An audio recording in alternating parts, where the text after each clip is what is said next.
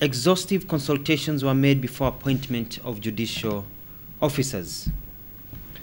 The government wishes to clarify on the process for the nominations for the appointment of the new Chief Justice, Attorney General, Director of Public Prosecutions, and Director of Budget.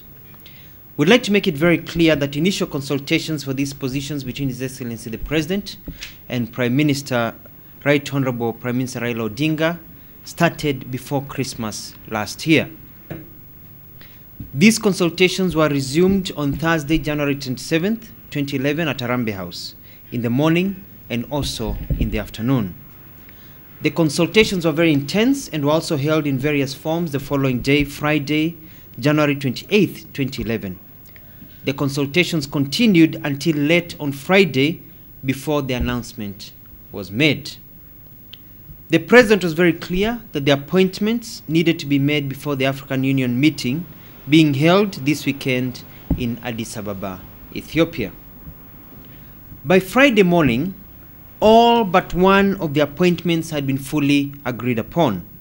Later in the day, President Kibaki came up with a solution that addressed the concerns of the Prime Minister, and the final list was ready for announcement. Let me repeat that. By Friday morning, all but one of the appointments had been fully agreed upon. Later in the day, President Kibaki came up with a solution that addressed the concerns of the Prime Minister, and the final list was ready for appointment or for announcement. There are several issues that require special emphasis at this juncture. One, the appointments are for vital positions that should not be based on political or ethnic affiliations, but expertise, unquestionable integrity, and efficiency that will give the people of Kenya renewed hope, fairness, and prosperity. Two, as per the requirements of the Constitution, these appointments are considered together with others that are yet to be made to ensure ethnic and gender balance. Three, consultations do not mean 100% agreement or 100% consensus. Otherwise, the country would never move forward. Decisions have to be made that are timely and for the benefit of the country. Four, bearing all this in mind, it is therefore insincere and misleading for any person to say that consultations had not been made before the appointment of the new judicial officials. Some of the statements that have been made since the announcement of the new officials have been a surprise, and others even shocking because they are contrary to the facts and reality of what has been undertaken. And five, it is important at this time in our country to work together to ensure there is speedy implementation of various reforms and projects so as to develop the country, reduce poverty, provide employment to the youth, and stability and hope to the hardworking people of Kenya. This is not the time to play politics.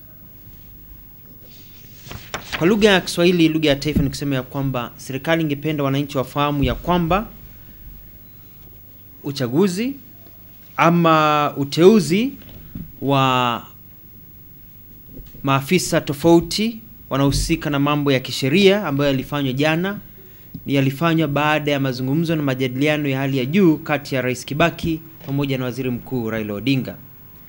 Penda wananchi wafahamu ya kwamba majadiliano yalianza kabla ya Krismasi mwaka uliopita na akaendelea hadi Alhamisi iliyopita tarehe 27 asubuhi Harambee House na pia saa za alasiri.